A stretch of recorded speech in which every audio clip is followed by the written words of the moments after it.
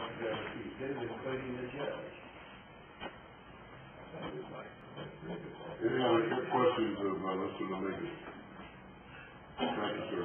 One other thing, there is a property over in Mauldin. They're asking about a foot and a half high. You already have a violation sticker on the door. There's two properties. How long do you wait before you cut down that grass and bill the homeowner? If we have managed to make contact with the property owner, ordinarily we don't sticker it. When we do put stickers on there, we have exhausted all options trying to contact the owner. So how long do we wait before we take action and bill the property owner for?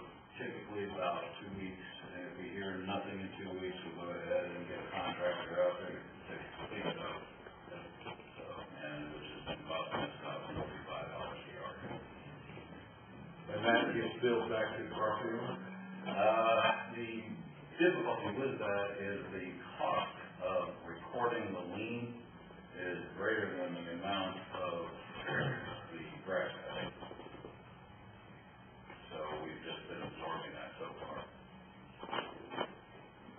Well, it doesn't sting the property owner very much. I don't know that it's worth, it may be worth us taking a little bit of a hit financially so that they do have a penalty for not following the rules. Well, we do issue tickets though, and when we can find the property owner and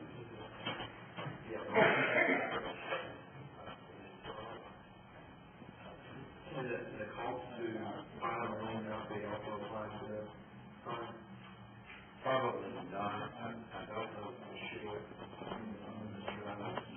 And we will have to check on that. But one thing that I've commented to the mayor is if you have someone who violates multiple times and you have to cut enough to where financially, and you file one lien for the total amount, you cut 6 times and owe you $300, then it's worth it economically to go on and pay to have a lien recorded in the deed records office. So, to some extent, you've got to have a judgment call on the cost-benefit issue. And hopefully, when you cited them with a ticket, they've had to pay a fine, and, they've gone through this process. Hopefully, most of them learn. If they don't become a claim violator, then sure, you build up enough money to file a lien. But it's not like they've gotten away with it because they've had to come to city court and pay a fine. So should we address this through policy that we give them a certain amount of time? I'd take it back to committee and have the games committee look at it. I will say there are some properties, like, for example, 111 Swing.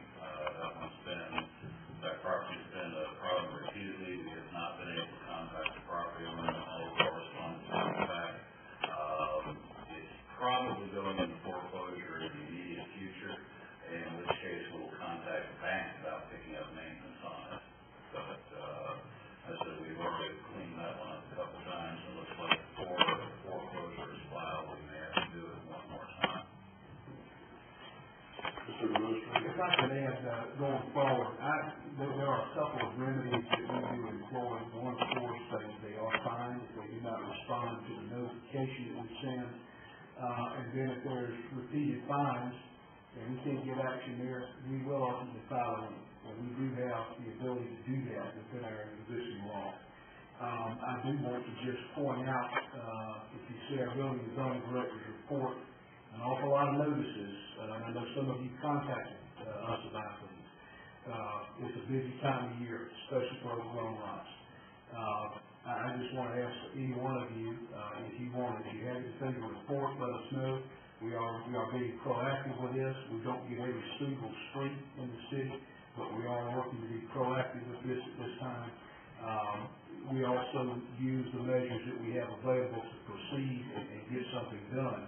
But if any of you at any time, or any citizen at any time, has any questions or comments about a lot, please contact our building and zoning department, and we'll let you know exactly where we are in the process of taking care of these violations. Thank you, Mr. Chairman. Thank you, Mr. Mayor. Public Works, Mr. Miller, you want to say Public Works, are you on that one? For Mr. Kennedy. Thanks, Mr. Mayor. Mr. Patrick, looking forward to giving up the report.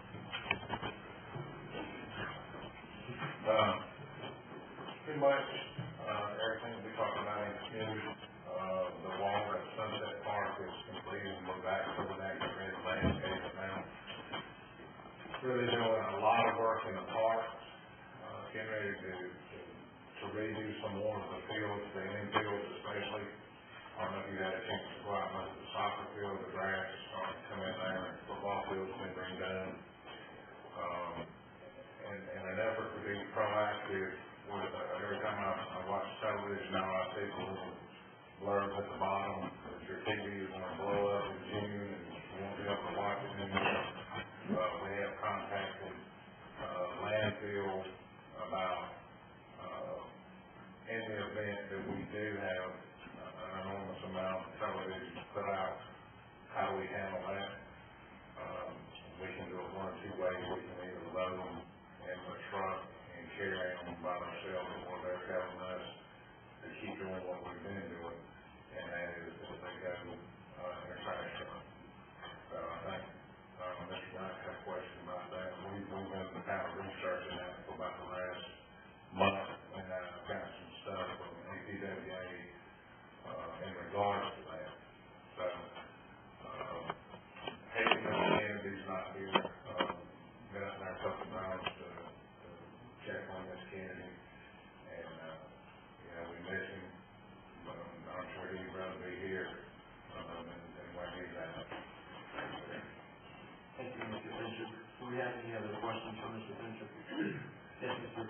White. Thanks, ma'am.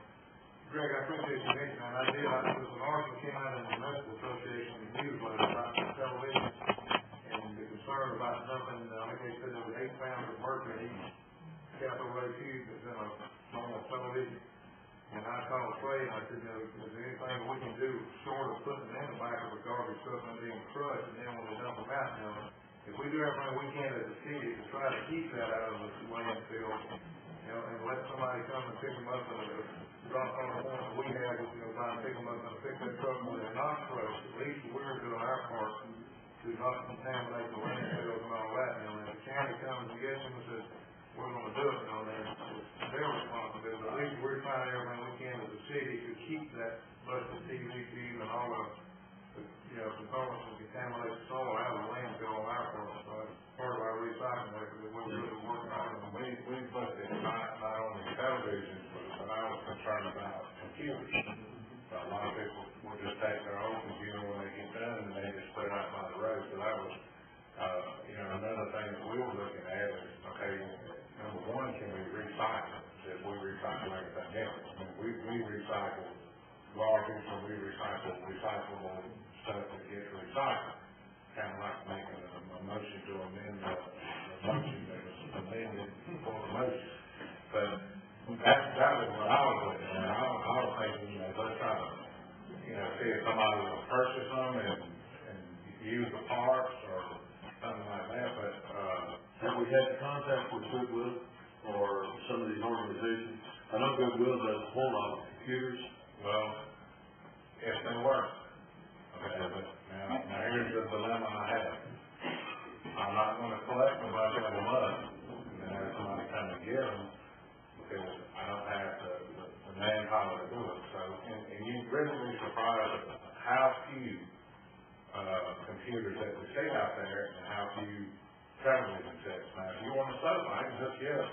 Like everybody gets, tax time, there's a lot of happy ladies and moms that they're getting new sofas. But there's not a big influx of electronics, so to speak, out there. But, what I was looking at is when we get them, the biggest thing I was thinking about is that, identity thing. And I was thinking, you throw something like that out, if somebody came by, not anybody from public works, but we're going to crush it. But somebody else could come by and pick it up. And, that's what got me on the track of, well, can we